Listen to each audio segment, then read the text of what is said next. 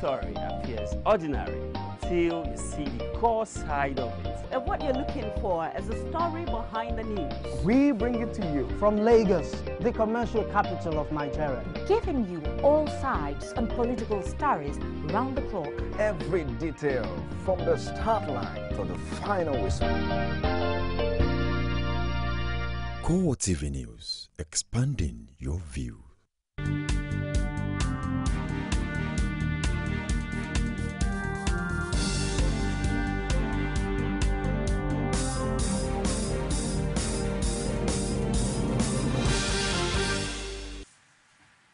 Hello, good evening and welcome to CoreTV Primetime News. I am Frank Omalape. In our major story, Defense Headquarters State Security Service seized and destroyed major Nigerian newspapers in Benin in an action reminiscent of military dictatorship.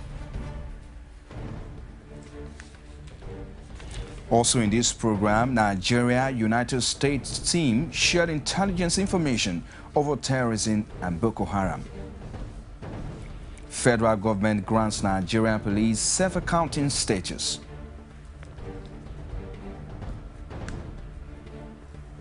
And outside Nigeria, front-runner in Afghan's presidential election, Abdullah escapes death by whiskers after bomb explosion rocks his motor car.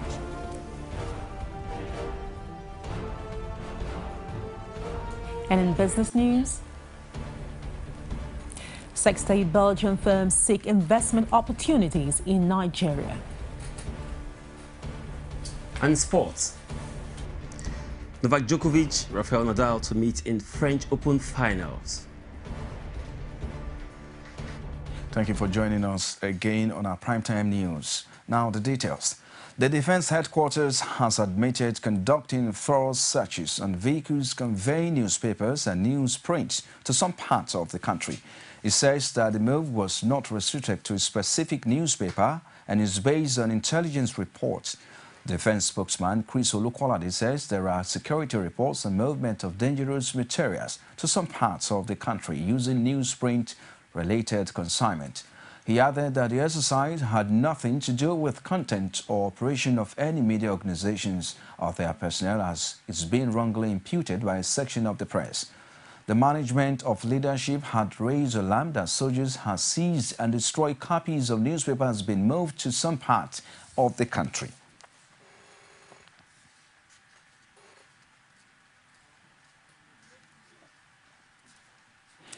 America's security personnel have met with Nigeria's military authorities with a view to sharing information on efforts to rescue the abducted Chibok girls. Director General of the National Orientation Agency, Mike Omeri, disclosed this while giving a situation report on the search and rescue mission. He gave an insight into the engagement with America's, but insisted that concrete details will be kept secret.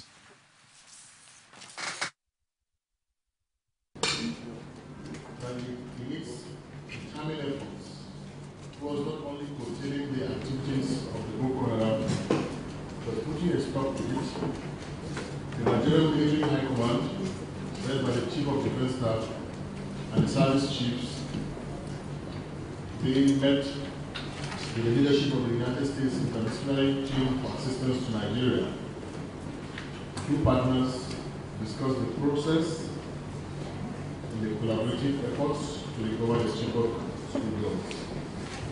Accordingly, it was resolved that subsequent phases of the efforts will feature continuous engagement among the partners, while also recognizing the need for less pressure.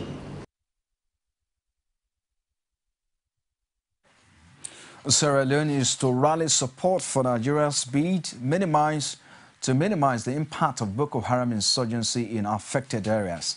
The Sierra Leonean President Ernest Bai Koroma gave the assurance at the end of a two-day working visit to Nigeria. Koroma said after his meeting with President Goodluck Jonathan that Nigeria does not deserve isolation and needs war against insurgency after contributing to so much stabilizing the country.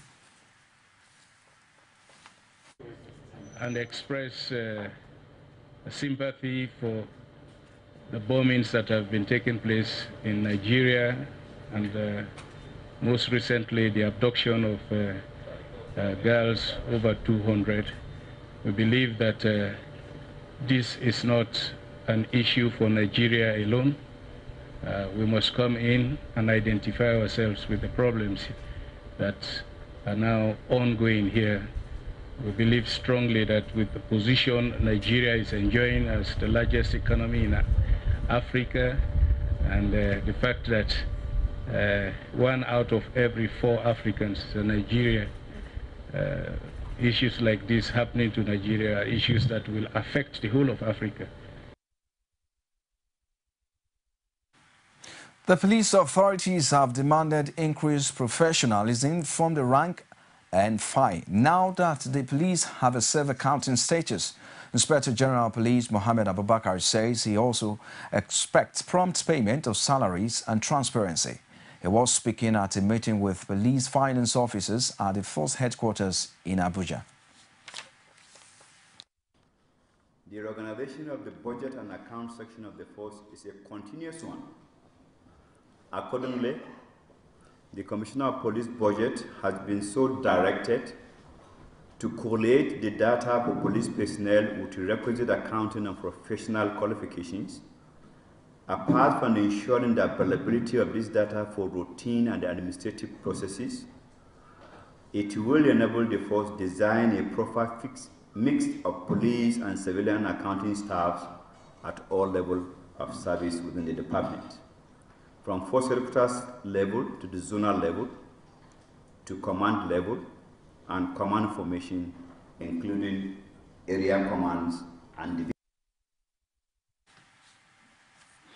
Now, the Emir of Kano, Ado Bayero, who died at the age of 83, has been laid to rest at his ancestral home, Nasarawa, in Kano State. Ado Bayero, who was the 5th Emir of Kano, died less than a month after returning to the country from a medical trip to London. The monarch's remains was interred at about 5:30 p.m. on Friday at his ancestral home, making him the 5th to be so buried. His domestic staff describe him as a father of all.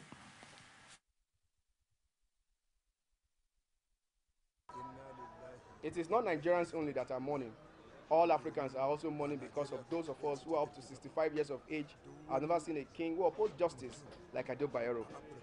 I have never seen a person that is sympathetic and fair to all, like the late Emir.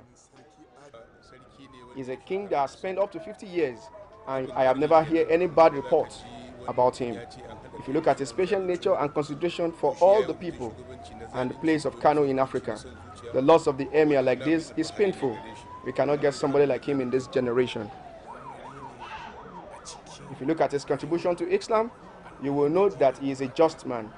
I have traveled with him to all parts of the world. He is committed to Islam, and he encourages every Muslim to practice his religion well. He left a legacy of goodwill and generosity.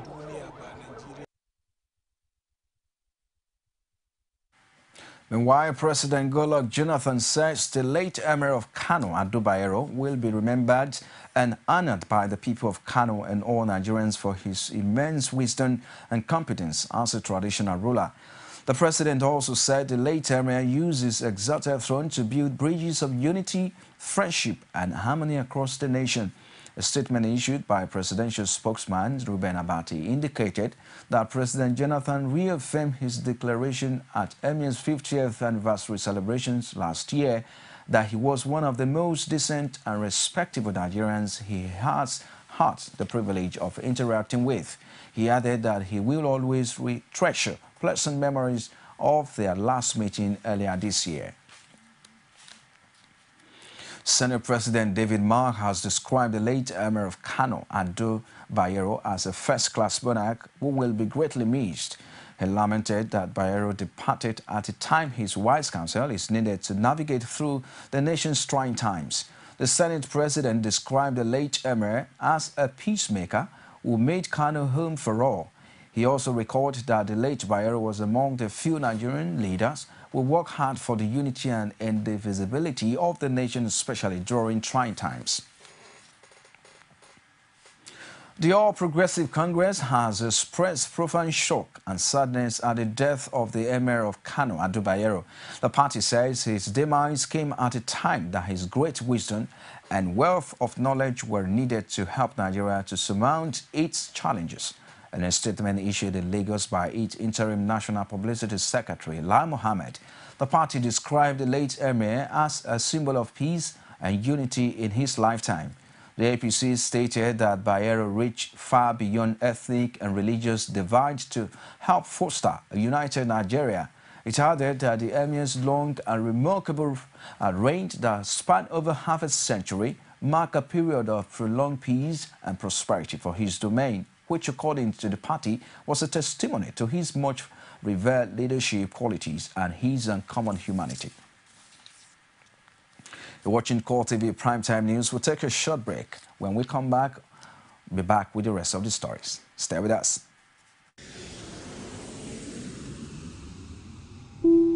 Ladies and gentlemen, welcome to Ghana. Please remain seated and ensure your seatbelts are fastened. You can now turn on your MTN mobile phone data to enjoy a browsing rate of 5 kobo per kilobyte with MTN One World. Thank you. Absolutely. Browse like home with MTN One World. Surfing the web from any MTN operating country costs the same like home. Enjoy affordable rates when you call and send text messages. Terms and conditions apply. MTN. Everywhere you go.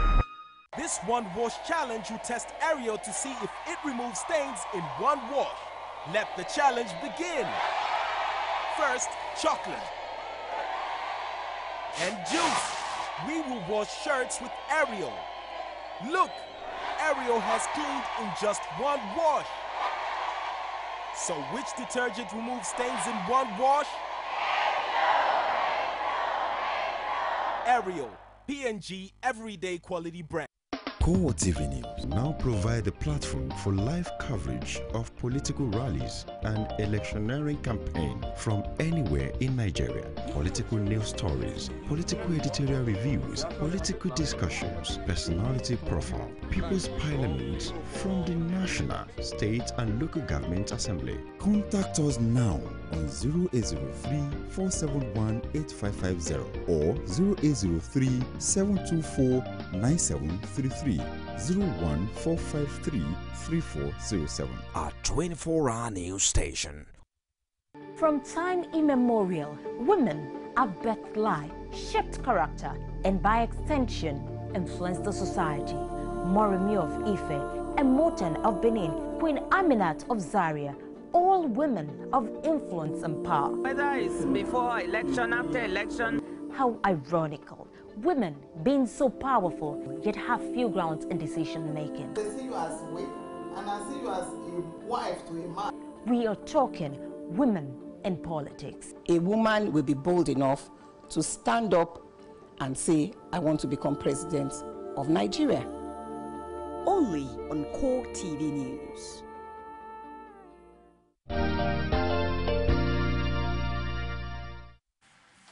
Glad to have you back. In case you're just joining us, this is CoreTV Primetime News. For more information on our news and other programs, visit our Facebook page, facebook.com/CoreTV News.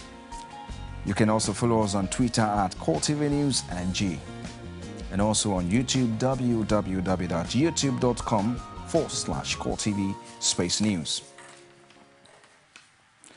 Governor Rotimi Amechi of Rivers State has called on governors of the 36 states of the Federation to reflect on the cracks within the Nigerian Governors Forum ahead of 2015. Amechi, who is the chairman of a faction of NGF, made the call on in Port Harcourt while declaring open the fourth retreat of the forum. He says the call became necessary to ensure that the forum remained intact in the interest of the nation and the people. He added that it was necessary for the governors to imbibe and internalize democratic tenets ahead of 2015. The retreat, according to Amechi, was an opportunity for the governors to deliberate on critical issues of national importance to move the country forward. He added that it was imperative for state governors to do some stock-taking because the retreat was being held at a critical moment in the country. A clarion call has been made to all Nigerians to embrace peace and religious tolerance. Ekiti State Governor Kayode Fayemi made his appeal while commissioning the newly built Ibira Community Mosque in Odora, Inyi Ekiti. Rashid was at the commissioning and filing this report. Uro community, a suburb of Inyi Kingdom in Ifelodun, Irebodun local government area of Ekiti State, is peculiar in nature, having the largest concentration of Ibiras in the state and who are predominantly Muslims. While commissioning the central mosque in Odoro, Ekiti State Governor Kayode Fayemi cited the Boko Haram as an example of how not to practice religion. He emphasized the essence of tolerance of faith and ethnic groups in order to have peace reign in the country. I know that tolerance has a very big place in religion and in matters of faith, and we must be able to accommodate one another. We must be able to tolerate one another. We must be able to relate with one another, because diversity and inter-religious collaboration is very critical to peace building and conflict management in the world. The sponsor of the mosque construction, Deji Adeshokon, stressed the importance of prayers and a befitting place of worship for God. We should believe in Jesus Christ, believe in Allah, and focus our minds towards where we are going to after this place. Asked if the gesture is to make the community vote for his principal, Kayode Fayemi, for second term, Adeshokon says the community have already benefited immensely from the government and are resolved to return the incumbent to office. I don't want to play politics, but I know whoever, the Bible says, the gift of a man maketh way for him. Whatever I want from them, the Lord will lay it into their hands to do it for me. And there's nothing I want from them than to vote for my Oga. He's Dr. John Kayode Fayemi, APC. Just few days to gubernatorial election in Ekiti State, the paramount ruler of Inyi Kingdom, Oba Ademola Ajakaye, sued for prayers from Muslim faithfuls and Christians alike for the peaceful conduct of the election. The mosque here is quite a big one, and it will take hundreds of worshippers. There is nothing we can achieve without prayers. This is a center for prayers. So my prayer is that God in His mercy will bring peace or continue to maintain peace in Ekiti State. Odoro community and the kingdom at large will be a political flashpoint come June 21st as the souls of electorates are being fought for between Deji Adeshokon, former governor of the state, Otunbani Adebayo on one side, and the Labour Party governorship candidate, Okpeyemi Bamidele, on the other, as they all hail from the political active town. Rashid, CoreTV News, Odoro, Inyi Ekiti. Ekiti State Ministry of Women Affairs has granted microcredit facilities to women farmers in the state through cooperative and distribution of farm processing equipment. Rashid was at the empowerment program in Ado Ekiti. His report. The role of small and medium-scale enterprises in building a strong economy is said to be critical in raising the living standards of the poor. The director of cooperatives in Ekiti State, Ademola Ajayi, says it is important to empower women who participate actively in agriculture. Cooperative in Ekiti State has been a very good leverage in supporting the community of Ekiti State. It has been helping, but most often his accomplishments or his results are not are hidden, not known. But when you go to the rural people, when you meet with the people that are really doing cooperative, you will see how it has affected their life financially, socially, and even in their daily economic activity. The Commissioner for Women Affairs, during the presentation of funds through microcredit cooperatives, says Ekiti women living in rural settlements are to be supported to enhance their economic situation and to boost the overall economy of the state. Under the Fadama program, we have a lot of women farmers who have been benefiting. And with all the agri inputs that the government is bringing in, cooperative loans, government has been giving to, as a gift to men farmers, they have been giving to women farmers so that they can improve their production, their yield, and also be able also creating a market for them to be able to sell their products. The empowerment program was accepted widely due to early visits to rural communities by the governor's wife, Busy Fayemi. So what I decided to do was register cooperatives for women on our farmsteads. So far, we have registered up to 45 of them. Today, we presented them with their certificates. and with some capital for them to be able to start a revolving loan fund for the various cooperatives. We are going to be monitoring them to ensure that the funds are used adequately. Beneficiaries are full of praises and promised to make good use of the facilities. They've put smiles on people's faces. They've touched lives. So our prayer is a collective prayer. We are praying that God Almighty will give them the mandate so that they will continue the good work. The empowerment program is expected to raise agricultural production and ultimately better the life of many of these rural women. Rashid, CoreTV News, Ado Ekiti. The federal government says it will no longer tolerate local sentiment in the appointment of heads of tertiary institutions. The Supervising Minister of Education, Nyesom Wike, made a statement at a meeting with heads of tertiary institutions and chairmen of governing councils in Abuja.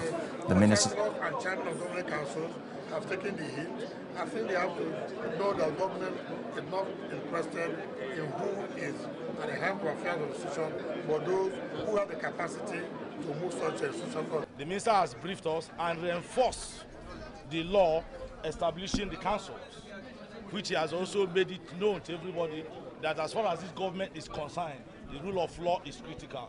So that whatever we are doing as chairman of councils, we must lean on the law that says that it's the council that has the responsibility of appointing vice chancellors, provosts, and registrars.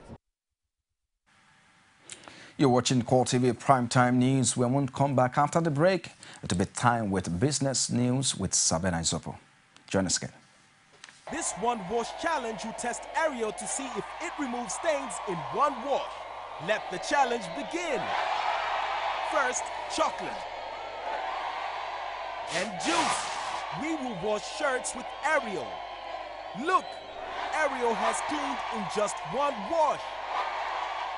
So which detergent removes stains in one wash? Ariel, P&G Everyday Quality Brand. Ladies and gentlemen, welcome to Ghana. Please remain seated and ensure your seatbelts are fastened. You can now turn on your MTN mobile phone data to enjoy a browsing rate of 5 kobo per kilobyte with MTN One World. Thank you. Absolutely.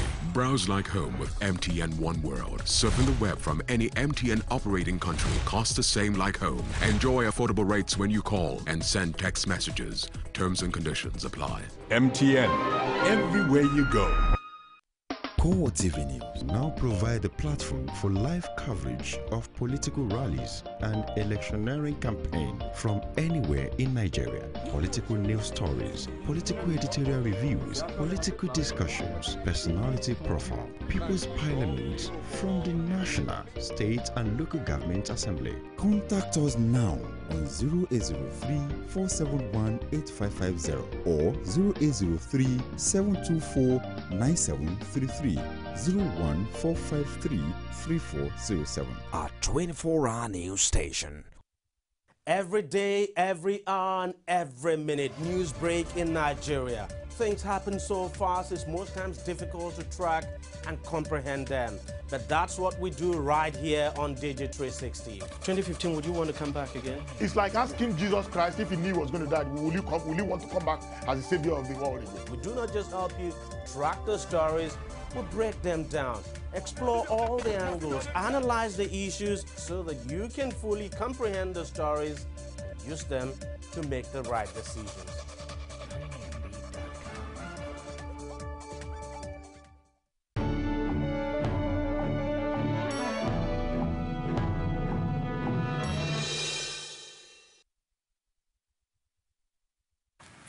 You're welcome to Business News. More than 60 Belgian companies are looking for investment opportunities in Nigerian economy. The President and Wet Port Authority, Belgian Mark Van Peel, who led the delegation of officials of some Belgian construction companies on a courtesy visit to the Minister of Works, Mike Onolameme, said 6 construction companies in Belgium are interested in investing in Nigeria's road sector. He said Nigeria has huge opportunities for investors and that Belgium will be glad to partake in them. Responding, Mike Onolameme, who was represented by Alhaji Abubakar Mohammed, the permanent secretary in the ministry, applauded the desire of the Belgian companies to invest in Nigeria. He explained that the ministry had the mandate to provide infrastructure such as roads and bridges for Nigerians. The minister said the expression interest by the Belgian company was coming at a time Nigeria was hungry for development in the country. African Development Bank AFDB has instituted a $100 billion infrastructure fund to fast-track the continent's industrial development. Nigeria's country director of the AFDB, Osman Dor, disclosed this to journalists in Abuja. He said the fund, called Africa 50 Fund, will be derived from Africa's resources. The idea of the fund was to mobilize domestic savings that already existed in the continent through equity participation from member states and the private sector. He said initiative also aims at delivering infrastructure through a new global partnership platform, championing projects to tackle Africa's infrastructure deficit. Dole said Africa had the resources that could be harnessed to provide finance for the continent's infrastructure, adding that Africa 50 Fund will be the vehicle to deliver on such activities. Nigeria has added Chinese and Indian state oil companies to an expanded list of those awarded contracts to buy its crude, reissued after what intense lobbying by disappointed buyers. It expanded its list of long-term oil contracts to about $52 billion worth of crude, up from $40 billion in April, also awarding contracts to more local companies. Africa's top oil producer, Nigeria, will award around 482 million barrels of its oil for 1 year, starting from June 2014. The block of these companies will receive about 30,000 barrels per day during this period. The list now comprises 43 companies, up from 28 on the initial April list and closer to 50 contracts given out, the last time Nigeria's oil company NNPC issued them in 2012. Minister of Transport Senator Idris Omar has disclosed that President Goodluck Jonathan has approved the dredging of channels of 5 seaports in the country to enable them accommodate bigger vessels from abroad. Omar disclosed this during an inaugural ceremony to mark the arrival of one of the most biggest vessels, which berthed recently in Onne Port. The minister, who was represented by Permanent Secretary in the Federal Ministry of Transport, Nobolisa Emodi, said that the 5 seaports include Calabar, Lekki, Badagry, Ege, Olokola, and Ibaka. He said the increase in volume of containers will reduce the time spent in importing goods from China and increase the trade volume between Nigeria and the Asian giant. Nigeria currently imports about 50% of its goods from China. He noted that when completed, they will accommodate all kinds of vessels and thus make the nation the transport hub for large ship consignment in sub-Saharan Africa. Debt Management Office DMO says it has plans to raise 70 billion naira in 3- and 10-year bonds in an auction on June 11th. The DMO will issue 35 billion naira each in the papers, maturing in August 2016 and March 2014, respectively. The bonds are reopening of earlier issues. Trading closed today on a negative note at the Nigerian Stock Exchange All Shares Index, opened at 41,570.09 points to depreciate by 0.11% to close at 41,529.11 basis points. Market capitalization decreased by 0.11%, closed at 13.71 trillion naira. Investors exchanged 245 million ordinary shares worth 2.90 billion naira in 4,742 deals. Cadbury PLC led the gainers chart, followed by Corn Oil PLC, Owando PLC, Dangote Cement, and Presco PLC, respectively. While Wapco PLC topped the losers table, followed by Nigerian Breweries, Ashaka Cement PLC, Okumu Oil, and NNFM. And here are the 5 top trades.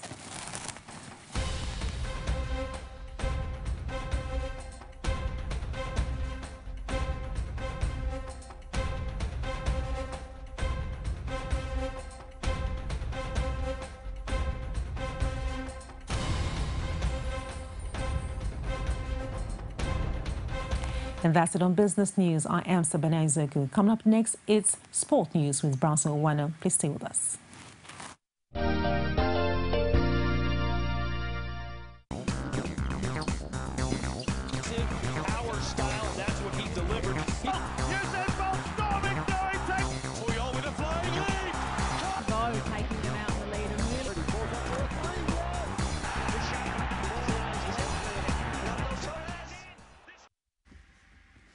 A very big thanks for joining us on Sport News tonight. I am Bronson Wana.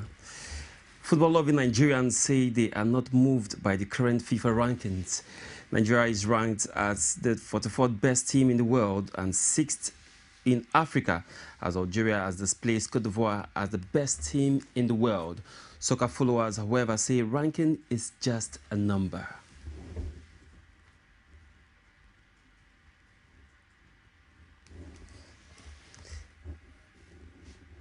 Expectations are also high that the African champions will do well at the Mondial. FIFA President Sepp Blatter has resisted calls to order revote for the 2022 Soccer World Cup. No decisions, according to him, could be taken until FIFA completes a probe of Qatar's winning bid. Blatter, who spoke in Sao Paulo, declined comment directly on mounting corruption revelations embodying Qatar's win at a controversial 2010 vote. He also reminded reporters that FIFA had already assured Qatar this year that the tournament would go ahead. FIFA Executive Committee voted to give Russia the 2018 World Cup and Qatar the 2022 event at a vote in Zurich 4 years ago.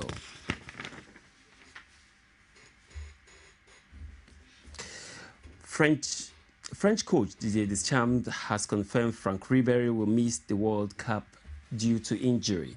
The 31-year-old Bayern Munich player has been ruled out after injuring his lower back in training session on Friday.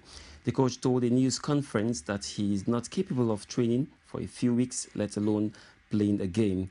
Lyon's Clement Greeners is also out with hip injury, leading to a call up for Southampton's Morgan Schwanzlin. And away from that to the French Open, the very big one, 8-time champion Rafael Nadal power passed Andy Murray to reach his 9th French Open finals in 10 years. Nadal dominated with his serves and forehand to win 6-3, 6-2, 6-1 and set up a final against Novak Djokovic, who defeated Ernest Gobelins in 4 sets. The world's top 2 players will meet at Roland Garros for the 3rd year running.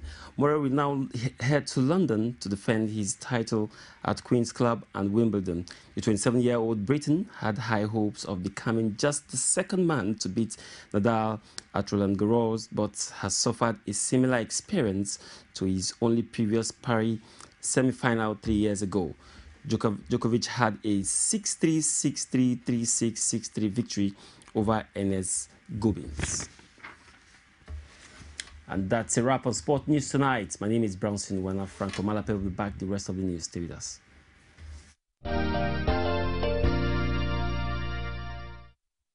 Thanks very much. And that has been Business and Sport News with Bronson and Sabina Izoku. And for more information on our news and other programs, visit our Facebook page, facebook.com/CoreTV News. You can also follow us on Twitter at CoreTV News NG, and also on YouTube, www.youtube.com/CoreTV News Space News.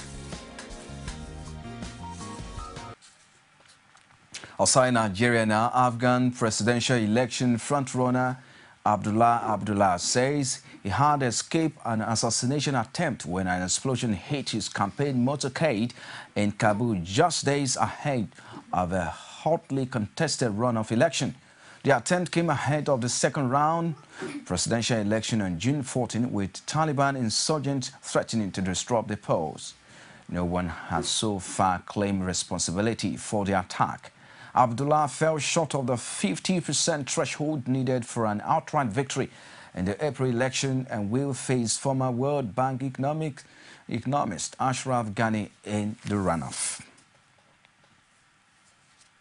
The United States President Barack Obama laid an emotional tribute to the thousands of troops who gave their lives to liberate Europe from Nazism on the 70th anniversary of the D-Day landing that shaped the security and well-being of all posterity.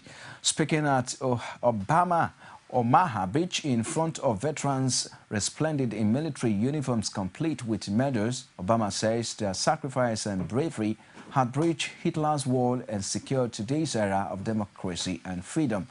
After his speech, Obama warmly embraced a stooped veteran almost half his size before bowing his head alongside French President François Hollande at a wreath commemorating the thousands that fell on June 6, 1944.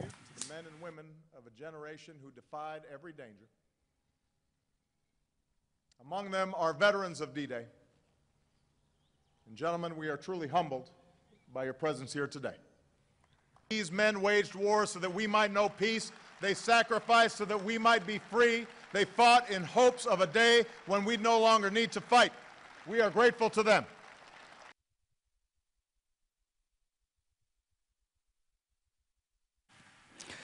The United Nations Economic Commission for Africa has expressed concern on the slow pace of democratization in Africa. It blamed the slow process on lack of trust in the electoral bodies mandated to conduct free and fair elections across the continent.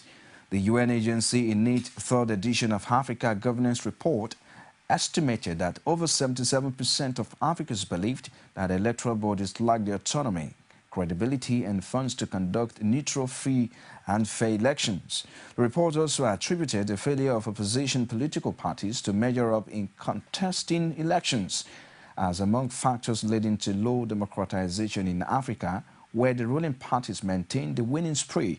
The agency and United Nations Development Programme compiled a report based on the studies carried out in 40 African countries, including Nigeria.